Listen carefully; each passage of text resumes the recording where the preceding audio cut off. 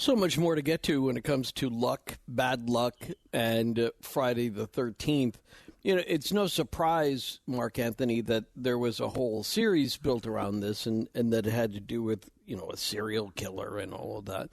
And I haven't kept up on my Friday the 13th movies, so I don't know exactly where it stands now in terms of the, if you will, character arc of the story. But what I do know and what is that it does exploit this concept, this you know, age-old fear of a number. And it just seems like the fear is that thing which is the one that drives us, not the number itself. But the way you were talking about it, with the framers of the Constitution sort of personally, intentionally choosing 13, makes me wonder whether there's something to this idea that 13 is something we should be happy about. Certainly there's 13 stripes in the flag, and that was instituted in the Flag Act of whatever it was, 1777 or something. And then there's the 13 stars, white stars across the blue banner in the flag as well. So 13, not in a bad way, but in a good way, seems to replicate itself over and over again. Yeah, yes, it does. Yes, it does. And I think this is fascinating. I mean, on one hand, maybe we're reading too much into it, or on the other hand, maybe we are noticing things that have been purposely infused into our government, into our legislative and judicial history. From directly related to the Masons and that Masonic view that may be tied directly to to their origins as the Knights Templar. And that is entirely possible. And people are afraid of superstitions. But the thing about superstitions is they can be good or they can be bad. In other words, people that are so afraid of going out on Friday the 13th, well, they're not putting themselves in harm's way if they're staying home. Then there's other people who say, well, I have my lucky rabbit's foot or my lucky penny. Right. And so by feeling that they have an amulet, a charm, a talisman that brings them good luck, then it also reduces anxiety and fear. But then there's people who have there's a difference between a fear and a phobia. Right. Fear is a rational concern of a threat caused by a person, event, or situation. In other words, like you're in a burning building and you're afraid. Well, that's that's logical. But a phobia is an intense anxiety when there is no immediate threat. And so phobias create an intense anxiety out of proportion to the situation. So a phobia, Friday the 13th, you're so afraid you won't go out of your house, but what's the actual threat?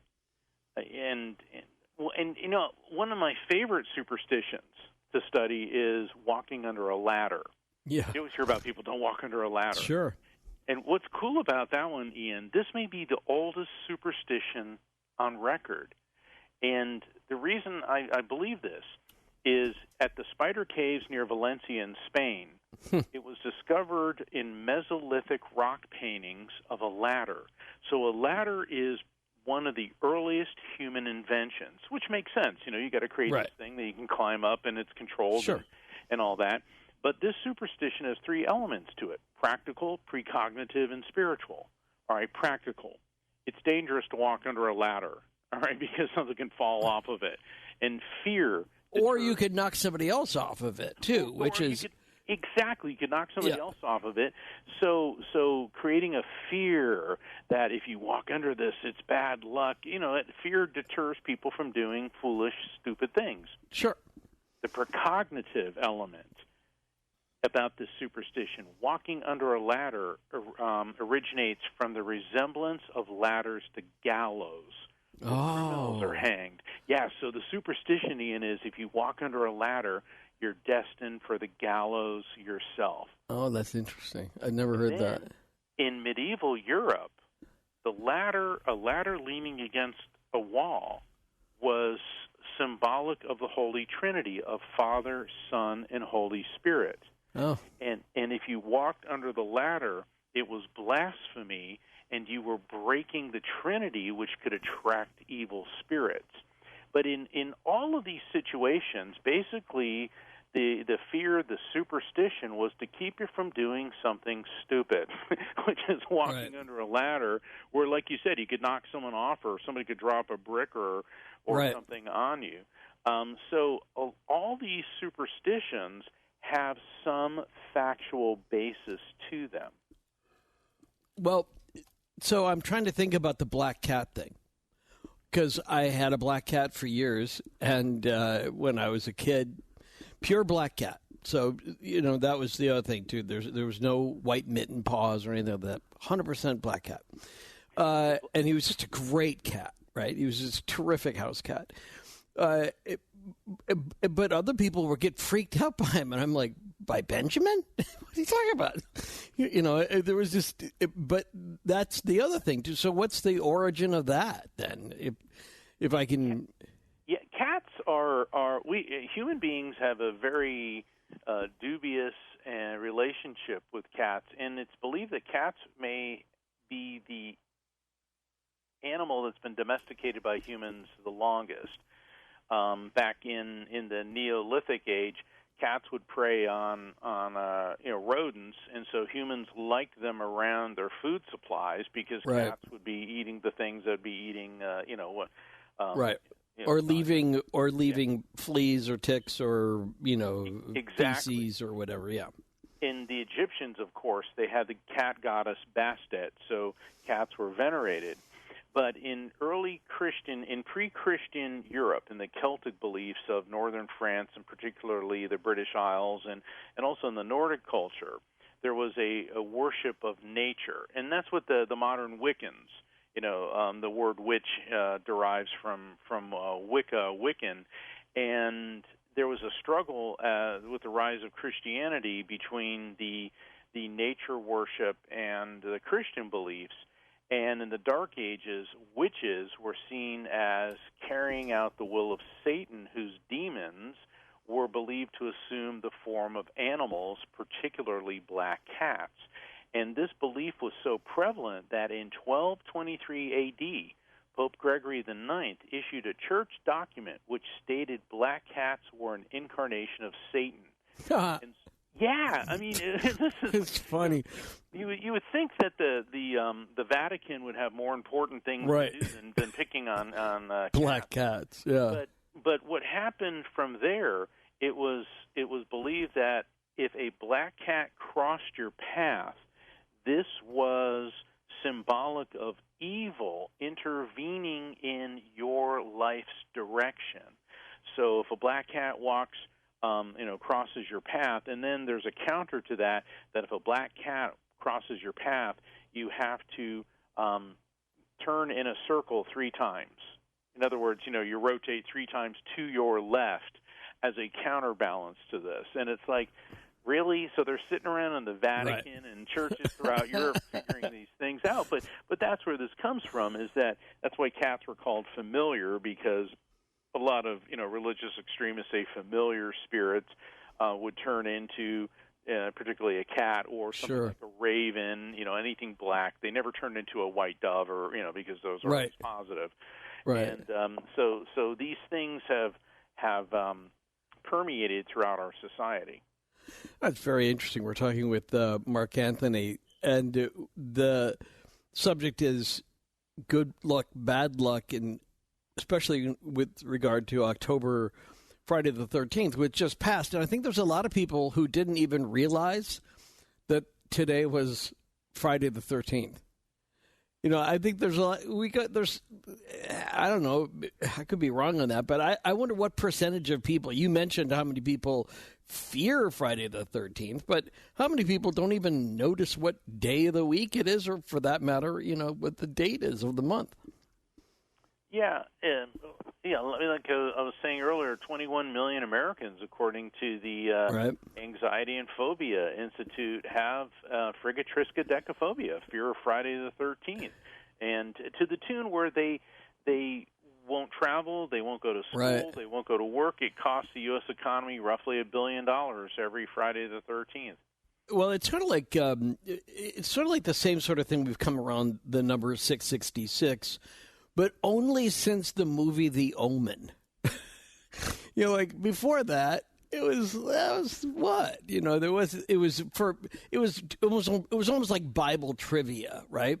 And the number of the beast shall be 666. Or I remember early on in getting faxes, sort of these blurry faxes that would pop up at radio stations where I worked, where they were talking about 666 and its validity in Christian numerology. But more recently, scholars have determined that the number probably wasn't 666. It was 616, 616.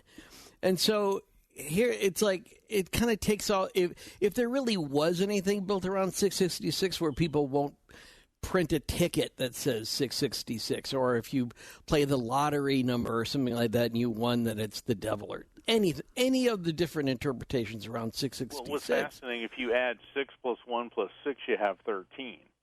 And so, but with 666, there's other theories that in the early Christian era, during the reign of the Roman Emperor Nero, who was in around 60 A.D., that the early Christians were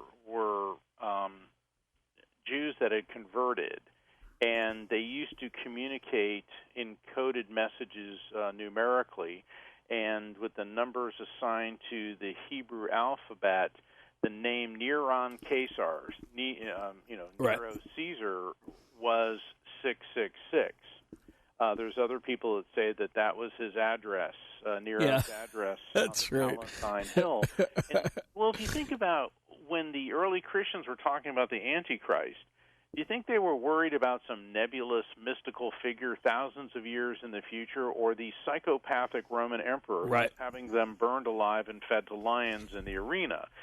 So it is more likely that the 666 meant Nero. Also, that the mark of the beast, you cannot transact without the mark of the beast. That's been reinterpreted like a billion times. A billion times, but in Jewish culture, in the Hebrew religion, graven images were forbidden, and the buying or selling with the mark of the beast meant using Roman coins, which was the currency of the empire, which of course had Nero's image depicted on it. So when you start looking at it from that perspective, it begins to add a new dimension to it. But since we're talking about the Romans, breaking a mirror being 7 years bad luck. Yeah. Oh, I remember, part of my family, my mom's family is Italian, and if somebody broke a mirror, it's like, oh my God! And this is actually another superstition which comes from the Roman Empire. Mirrors have been around for thousands of years.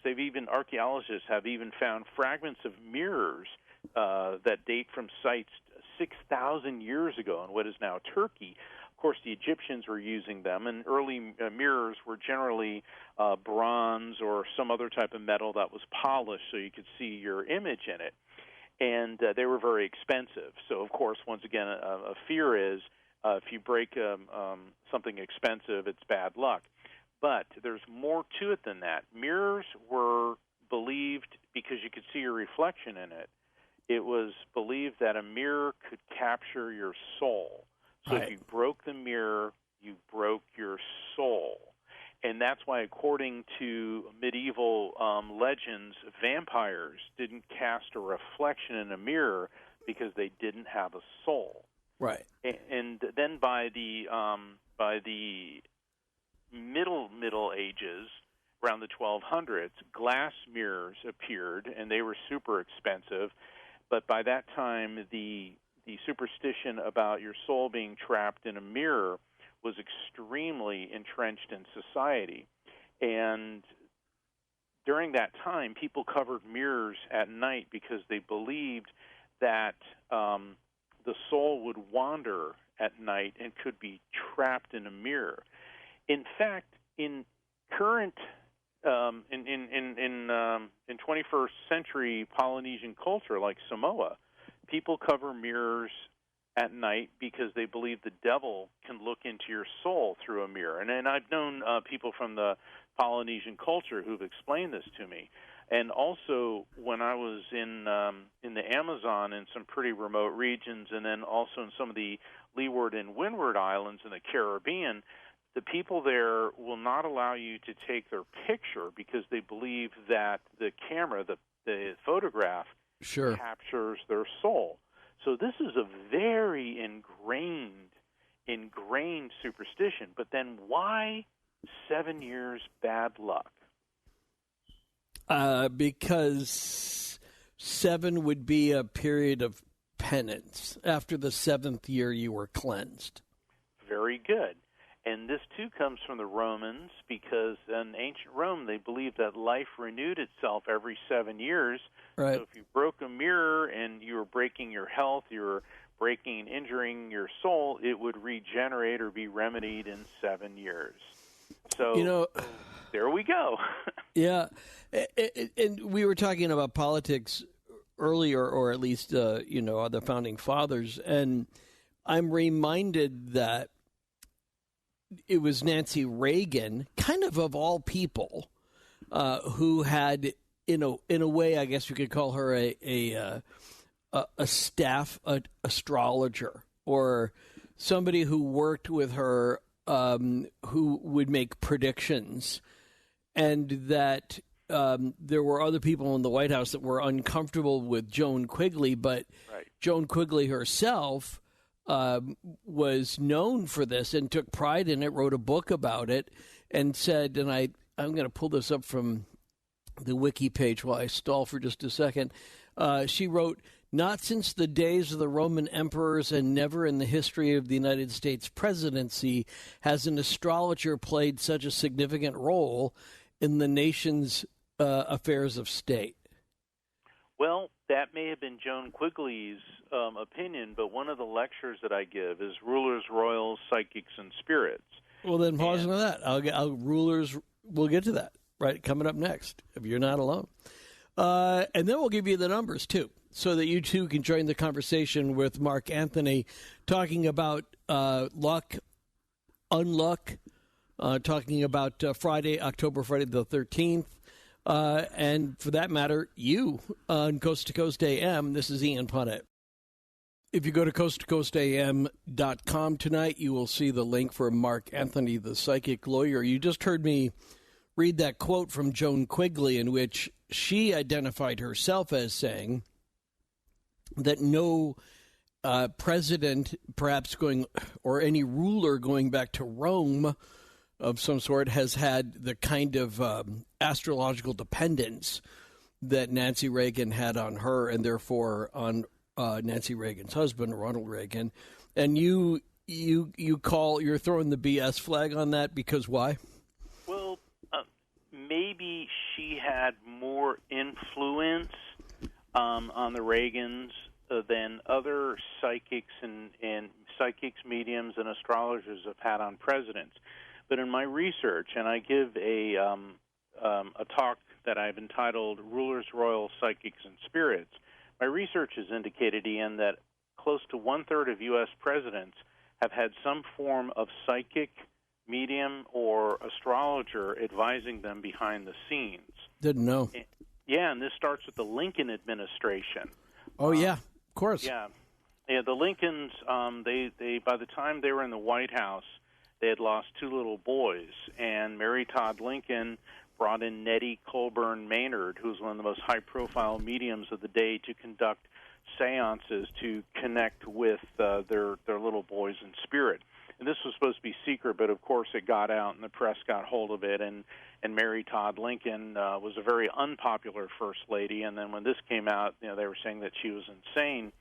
But then by the 20th century, Woodrow Wilson actually was advised by the great Edgar Cayce, and it was more for his health issues. First Lady Edith Wilson, and then in the Warren G. Harding administration, Madame Marcia, who was a psychic advisor, used to meet regularly with First Lady Florence Harding.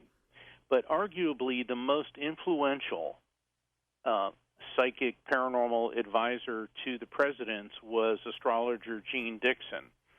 She met with Franklin Delano Roosevelt and in 1944, and she told him, because he wanted to know what's the post-World War II era going to look like. She said China will become a communist dictatorship. Russia will replace Germany and Japan as our enemy, and Mr. President, you have less than 6 months to live. And then he died in April of 1945, just as she predicted. She also predicted John F. Kennedy's demise on November 22nd of 1963. She predicted Bobby Kennedy's assassination. In fact, she was at a conference at the Ambassador Hotel in Los Angeles, and somebody asked, will Bobby Kennedy be elected president? And she said he will never become president because of a tragedy right here in this hotel. 1 week later at the Ambassador Hotel, he was gunned down by Sirhan Sirhan. Richard Nixon actually met, not with Jean Dixon, but his secretary, Rosemary Woods.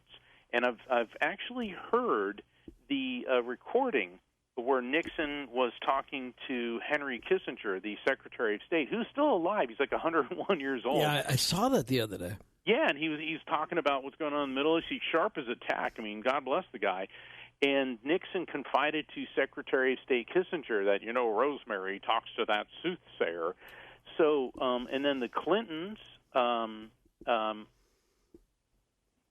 Gene Houston would meet regularly with Hillary Clinton. So the thing is, people of power, whether they're American presidents, Roman emperors, the British monarchy has been heavily involved with psychics and mediums. People that feel like they're children of destiny or of power, they oftentimes will, behind the scenes, consult with astrologers, psychics, mediums for guidance. And so, I understand Joan Quigley and Nancy Reagan were really tight, but it is my belief that Joan Quigley is inaccurate and that many, many U.S. presidents, I believe close to a third of them, have had some type of psychic or astrological advisor behind the scenes. And I guess she is. I've only met her a couple of times, but I wouldn't have put Jean Houston, Dr. Jean Houston, in the category of psychics. I mean, she's a mind empowerment person. I don't know that much about her work. She was the first one to actually teach me about fractals, and that her fractal theory that we keep replicating mistakes or we replicate good things in our life. I thought it was very influential to me, but I didn't think of it as psychic or. Well, according to CNN on June 22nd of 1996. First Lady Hillary Rodham Clinton held imaginary conversations with Eleanor Roosevelt and Mahatma Gandhi as a therapeutic release, according to a new book written by Bob Woodward. And what it was, this was what the Clintons were saying because it was believed that Jean Houston was teaching Hillary Clinton how to channel.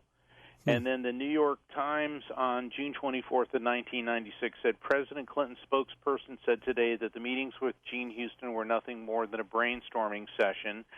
And July 25th of 96, the Washington Daily News said that the Clinton statement were to flatten speculation that Houston was her guru and that she held White House seances to talk to Roosevelt and Mohandas Gandhi.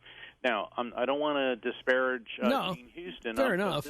This is what was in the news. Yeah, no. I accept that. I just even as you said it, I'm reminded of it. Let me go to the wild card line. John is in Wisconsin for Mark Anthony before we go to open lines coming up. John, go ahead. John, are you there? Been hanging on for a minute. John, we'll give you one more try. Yeah. Hello? There you go. Yeah, good to talk to you guys. I saw this thing and it said that Friday the 13th is a day of divine of the divine feminine. In ancient times, it was the day of the goddess. Oh, interesting. And I don't know if there's anything to that. It talks about 13 cycles and 13 moons in a year, and the Freemasons and early founders were into the goddess. They made sure to have goddess on the statues, on the Capitol building and such. Well, I think that's very interesting, John. Thank you. And Mark, it sounded like something you're familiar with. Yes. And John, you are correct. Frigga triskaidekaphobia, the word Frigga is a variation on Frigga or Freya, who was the Norse queen of the gods. And before Christianity, the number 13 was her sacred number, and she was also associated with black cats. And once again, what we were Ian and I were discussing earlier about in the early Christian era, the nature worship of the Celtic and Nordic religions versus Christianity. And so, 13, the divine feminine, the black cats really got, oppressed and suppressed by the new religion that was rising throughout the European world. So that's a very astute observation. Thank you for calling in. Good connection. Kathleen is in Pennsylvania on Coast to Coast from Mark Anthony. Hi, Mark Anthony. What I wanted to ask was, does 13 hold anything with the Muslim religion? Like today with the Day of Rage, and tomorrow we have the solar eclipse. Is there a connection there? Oh, I've never heard of that. Not that I'm aware of right off the bat. Because of events that were set into motion last weekend. I don't know if today was pre-planned to be a day of rage, and I'd like to paraphrase Gandhi: "An eye for an eye, and the whole world goes blind." Yeah. So, hopefully everybody will instead look at, perhaps we need to have not just a day, but always a mindset of peace. What Golda Meir once said was that when our enemies realize that they love their children more than they hate us, that's when there will be peace. Right. I write a little bit about Islam, so let me speak about that just a little bit. I have a lot of friends who are Muslim. I can't account for, because I don't know enough about them, but there are lots of cultural things which then get intertwined with Islam, just like there is in parts of the United States and Christianity, where the so-called Christian belief is really just a cultural belief. It just maintains a particular point of view. I've never heard of one that has to do with Friday the 13th, or for that matter, anything to do with Fridays, because Friday is the beginning of the holy day. Islam, yes. Yeah. So I mean, it's unlikely. Yeah, it's unlikely. Yeah, and I think a lot of Muslims, on the other hand, when they gather on Friday at mosques around the world, may not always have the same imam. They may not always have the same interpretation of the Quran, but I don't think there's anything in the Quran about the number 13, and I don't know enough. There could be some Muslim numerology that some people follow, but I have to say I've never heard of it. Ian, I wanted to, because I know we're running short on time, I wanted to bring up something else that happened this week, 50 years ago. Sure. October 11th of 1973, Calvin Parker and Charles Hickson in Pascagoula, Mississippi, were abducted by what they described as essentially a UFO. And a few weeks ago, Philip Mantle, who is a UFOologist and alien abduction expert, was on Coast to Coast, and he was talking about Calvin, who died recently of cancer. And I got to know Calvin over the years. I'd even conducted a reading for him. I considered him a friend, and I wanted just to mention him and to honor Calvin for what he went through, because I interviewed him twice for a podcast I was working on, and then I would call him afterwards. And he is considered the most credible abductee on record. He was interrogated by local law enforcement all the way up to the FBI, subjected to truth serum, polygraph, lie detector tests, hypnotherapy. Each time came out 100% truthful. In my work with him as a medium, I found him to be open, honest, and what he said about the abduction and what they did to him, and also that it wasn't a singular event, that 20 years later he was abducted by, he said it appeared to be the same entities again.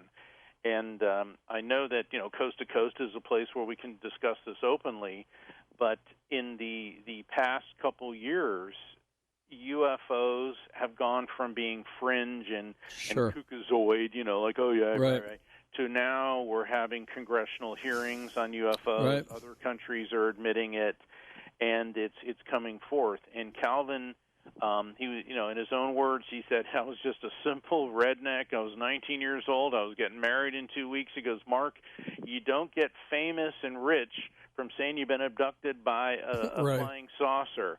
Right. And what he went through in his life was absolute hell, but he conducted himself with such a dignity, such integrity, and I think it's only fitting of all places here on Coast to Coast to honor and tribute Calvin Parker for what he went through 50 years ago this week. Well, I appreciate that. I think we still have time, too, to get the last couple of calls in before we go to open lines for Mark Anthony. Mark is in Las Vegas on Coast to Coast AM. Mark? Hey, it's Mike. Mike in Las Vegas. Oh, Mike. It said Mark on the screen. Well, I wanted to say about the black cats. I got some info on that. The thing about it is in Europe and most of the rest of the world, black cats are actually good luck. And they're considered good luck. They became bad luck to us during the Revolution. And right before that, anything British, we hated. The coffee, you know what I mean? And then coffee, that's pretty sketchy around the Revolutionary War. They called it chicory, and it could have sawdust and glass and everything else. But that's interesting. I never heard that about that connection. You can look it up. I will. Thank you, Mike. I appreciate that. Let me get time for Barry, who's in Texas on Coast to Coast. Barry? Hi. You're talking with Mark Anthony. Go ahead. Hi, Mark. Hey, how you doing, Barry? Yeah, I'm a retired elevator constructor, and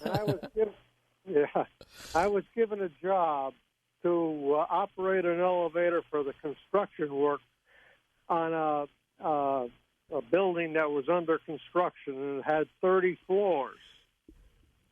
So almost as soon as I got on the job, I ran the elevator up to the top, and I felt an unusual jerk around somewhere between the 26th and 28th floor. And from that moment on, the elevator would not go to 13, and there was a 13th floor on the car station. Okay. So we found that the traveling cable had hung up on a bracket at the 13th floor and broke the wires that control the 13th floor. And, was it labeled floor 13? Yeah. It's disabled. Yeah. The elevator would no longer go to the 13th floor. I like it's anecdotal, a little hard to work with, but it's still a good story. Thank you, Barry. Go ahead, Mark. Yeah, it sounds like you had your own version of Apollo 13. That must have been really something. Yeah. When an event like that happens, and then it just happened to be right at the 13th floor. Wow, Barry, that's a great story. Thanks for sharing.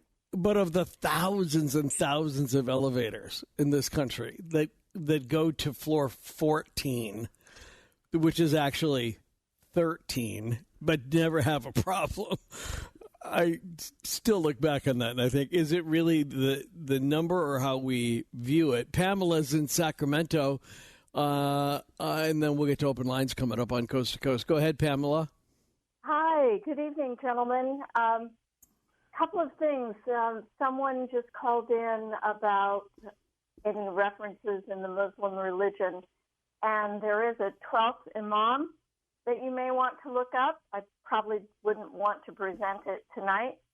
I don't know what that means. But also you quoted Golda Meir. What do you mean by that? I don't understand what you mean by that.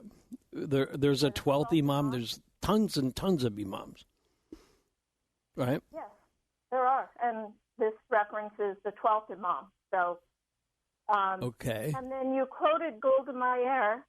Golda Meir also said, we can forgive the Arabs for killing our children, but we can never forgive them for forcing us to kill theirs.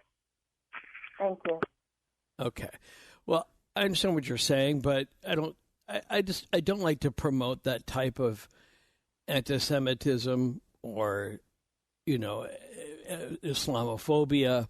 Originally, anti-Semitism included Muslims, but I don't know what it means about any of these. I think these are all worth studying. If you're talking about the founder of what, Sunnis, is that who that caliph was, or that imam was? Yeah, that's worth looking into. But I don't want to make it seem all ooky spooky on top of that. And I don't believe that murdering innocents is ever what we should do. But Mark, I enjoyed it so much. I would, and I look forward to having you back on again sometime. There's a perfect setup for open lines. But more than that, sometime we must arrange a cold beverage under a shady tree sometime. Sound good?